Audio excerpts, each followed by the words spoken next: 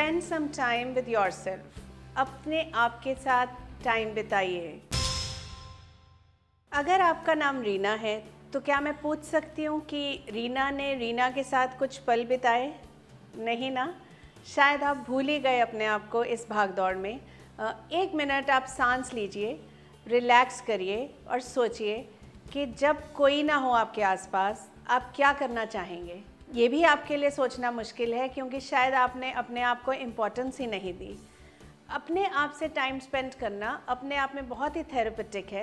इसका मतलब आपको एक गुड फीलिंग आती है, एक हेल्दी फीलिंग आती है। 2 मिनट के लिए आज हम ये बात करेंगे कि हम अपने आप के साथ टाइम क्यों स्पेंड करें। अकेले में टाइम स्पेंड करना सेल्फ डिस्कवरी है।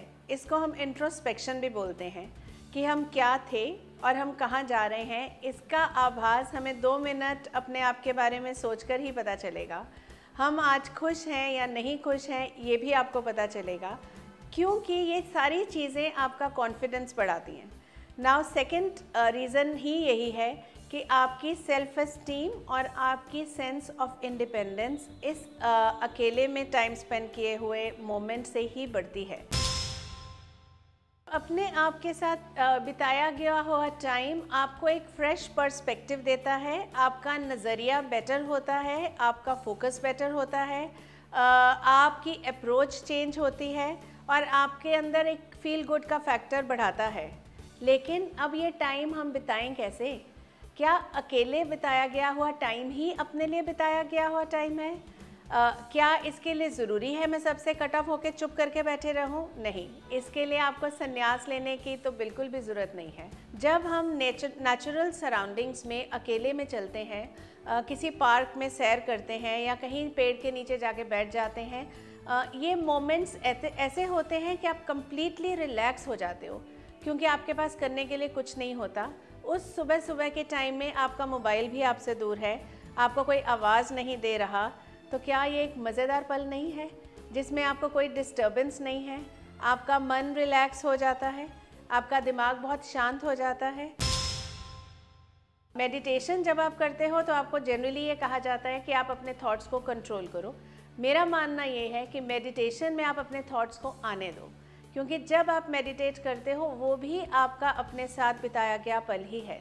जब आप सारे थॉट्स को आने दोगे, 1, 2, 3, बिलीव मी 10 सेकेंड्स के बाद आपके पास कुछ रहेगा ही नहीं।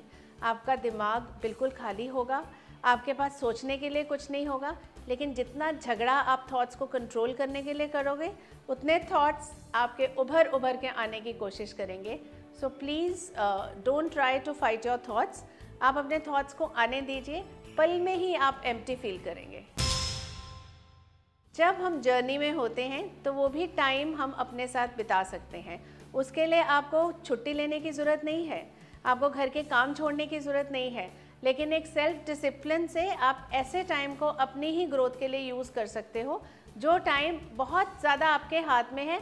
लेकिन वो टाइम आप या तो टेंशन्स में या आप ख़राब बातों को याद करते हुए या आप किसी और तरीके से यूज़ कर रहे हो, लेकिन आपको वो टाइम सिर्फ अपने लिए यूज़ करना है, ये आपका हक है। सो एंड में फ्रेंड्स मैं यही कहना चाहूँगी कि अपने साथ बिताया गया हर टाइम ही आपकी ग्रोथ कराएगा। काम के बीच में ही उस टाइम को निकाल के क्रिएटिवली यूज़ करना, रिलैक्सेशन के लिए यूज़ करना या अपने इंट्रोस्पेक्शन के लिए यूज़ करना ही आपको फ्रेश बनाएगा, एक अच्छा पर्सपेक्टिव बनाएगा और आगे चलने के लिए इनकरेजमेंट भी देगा कि आपको किस तरफ चलना है।